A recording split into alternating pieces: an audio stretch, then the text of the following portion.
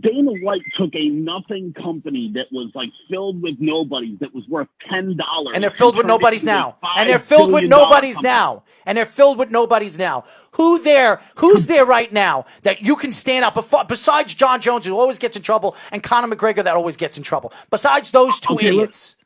Okay, listen, I know that you're going to not like this answer because you're going to go, oh, well, he's a boring fighter. But, Khabib dominates people.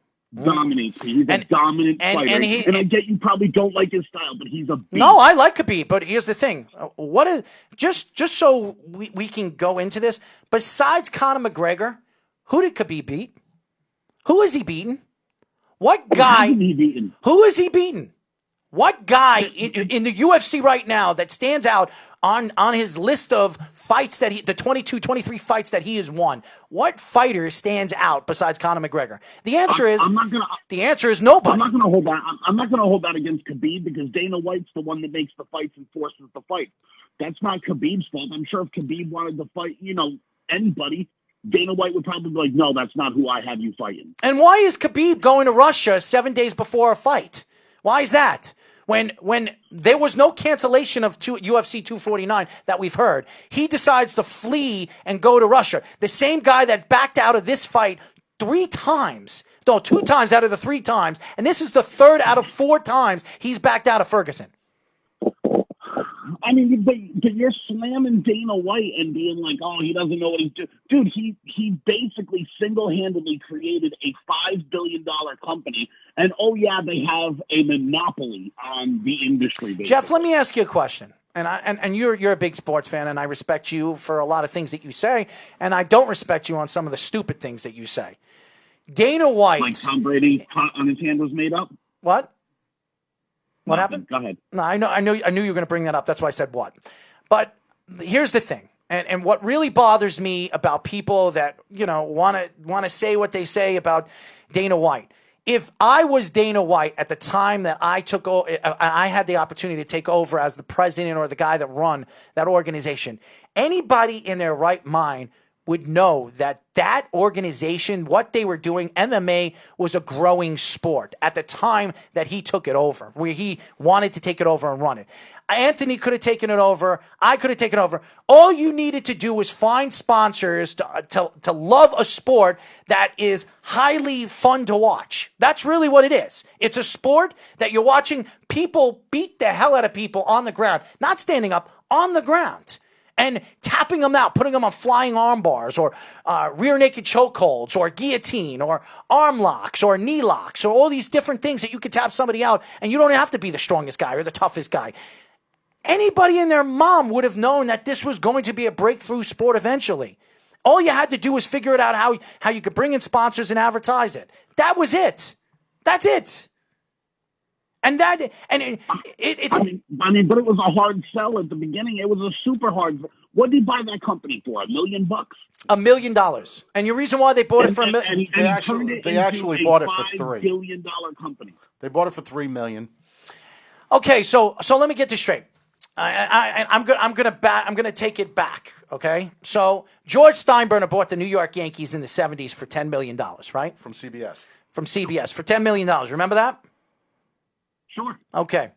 And they became a multi-billion-dollar organization within 15 years, okay? And now the Yankees are the biggest, besides the Cowboys, the Yankees and the Cowboys are the 2 number 1 franchises in the world when it comes to buying any products out there in a sports store, Dick's Sporting Goods store, okay? So he took a program with a winning franchise, a winning franchise. He took a winning franchise and turned that winning franchise into $1 billion. When everybody knows that as the years go by, more money more sponsorships, more opportunities to make money, more advertisement sponsorships, more companies are going to grow, and all that other stuff. Everybody knew if you start something, like you go into stocks, you buy a stock. You buy Apple. Years and years ago, you bought Apple. You know that it's a computer program. It's a computer organization. Eventually, computers are the wave of the future. That stock that was worth $1 was going to turn to $30 or $40. Eventually, it would have. And all you had to do was buy the stock when it was low. That's exactly what Dana White did. That's exactly what George Steinbrenner did. It wasn't something he was smarter than anybody else. He had the money, or he had the hearsay at the time to take over a business where in the business nobody cared about it. Nobody cared. Dana White cared about it. You heard what Sabretooth said. You heard what the guy said. He said that at the time, 10, 12 years ago, Dana White actually gave a shit about the organization. Now he doesn't give a crap about it. And you can see it by the way he's drawing up and bringing fighters to the UFC now. He's worried right now. I think he's worried more about building the actual fight cards than it was back in the day, like when Kenny was referring to, when it was building up the talent. You know, that's what he was doing when he was on the when he was promoting the Ultimate Fighter shows, bringing those guys in and such and all that stuff. He got away from that. And now, what did he replace it with? More fights. That's what the Contender Series is, you know, and such. And, you know, unfortunately, he doesn't have the biggest scouting, you know, the biggest scouting team out there. No, here's the reason why. He doesn't want to open his pockets to pay those guys to go out there and find the next fight. I think it's more or less that they're trying to make offers to already established talent in other areas. That's why guys like Michael Chandler. That's why, like, perfect example. Mm-hmm. Michael Chandler, Bellator. Mm-hmm. Okay, well-established fighter, multiple-time champion. Mm-hmm. Another guy I'll bring up. Okay, a younger guy, but he's an up-and-coming. You know, Lance Palmer, 2-time $1 million winner over in PFL. Let me ask you this: will you ever see those two? You know, Dana would take them in a heartbeat. Mm-hmm. Do you think either one of those will come in?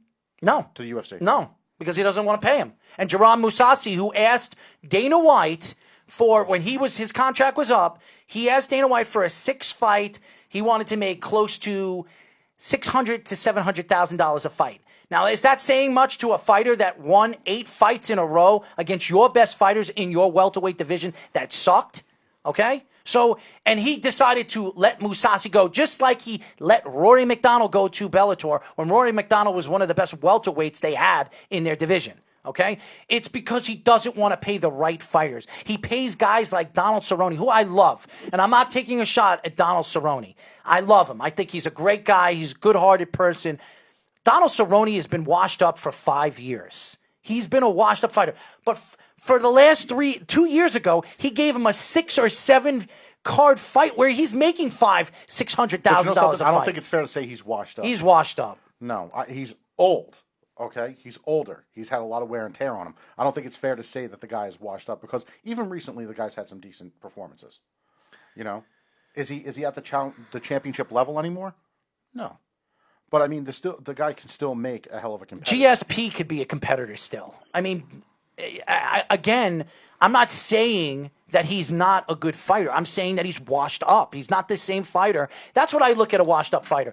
If he can't cut it anymore, and he really can't. I'm sorry. I don't care what fights he's had. He's fighting fighters that some of the guys that he's fighting are washed up too. That's why he's winning them. I mean, there's nobody in the UFC right now that I can honestly say, wow, I want to watch that guy fight. There is none. There is none. You don't like Khabib. You don't want to watch Khabib. No, here's the reason why I don't want. Here's the reason why, and I like Khabib, and I like Khabib and everything.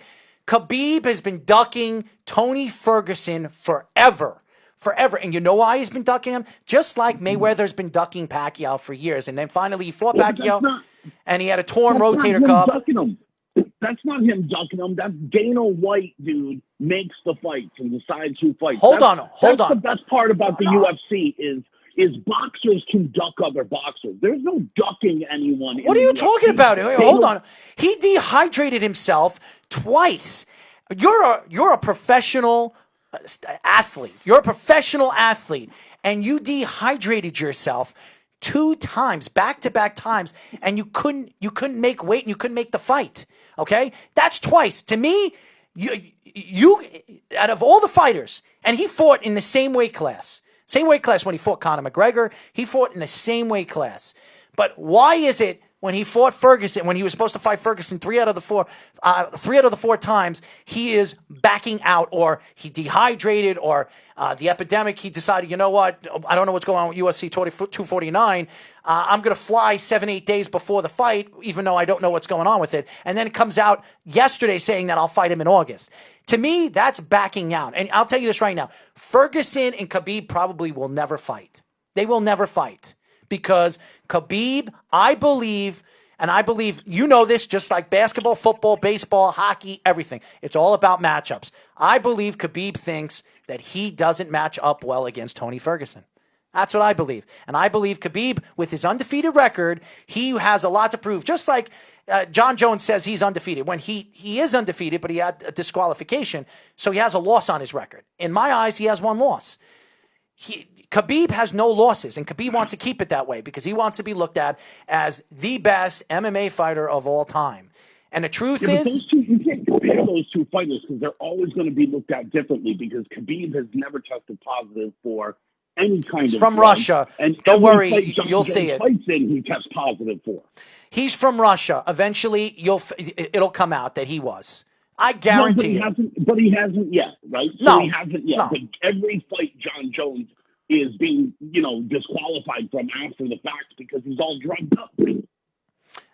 Again, you're absolutely right. And John Jones is the greatest fighter, one of the top 3 fighters that UFC has ever had.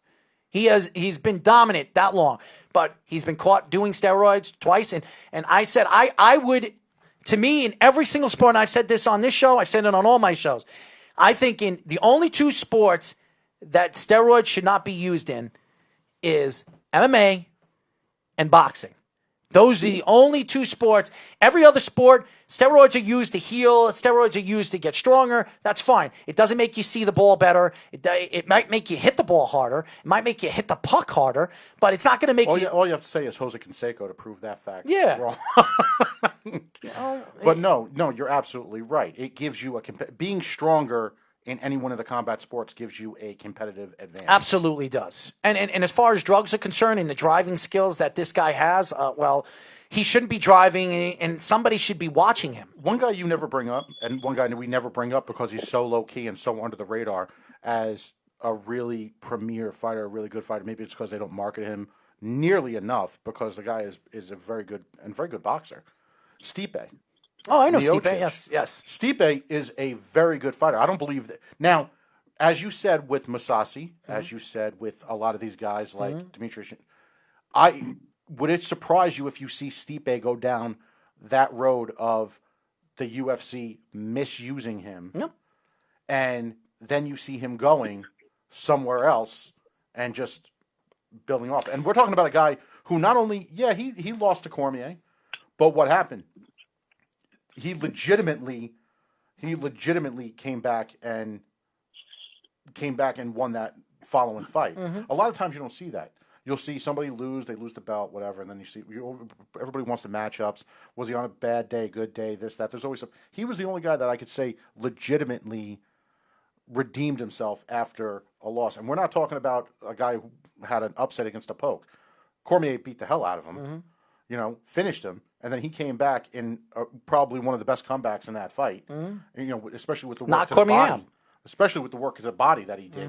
In a way that it's not the most popular. It probably looks at boring. He beat him on the body. He ended Daniel Cormier's career because after that, Daniel Cormier never fought again. And I don't think he ever is going to fight again. So what bothers me, and Jeff, you're absolutely right. I'm not saying Khabib isn't a great fighter. He is.